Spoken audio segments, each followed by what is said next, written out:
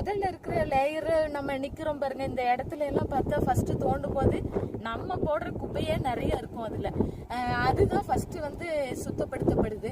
அதன் பிறகு நம்ம பார்க்கும்போது லேயர் பை லேயரா வித்தியாசமான மண்களா இருக்குது, கொஞ்சம் கடினமானதா இருக்குது, கொஞ்சம் அப்படியே ஒவ்வொரு டைப்பான மண் இங்க இருக்கிறது நம்ம பார்க்க முடியுது.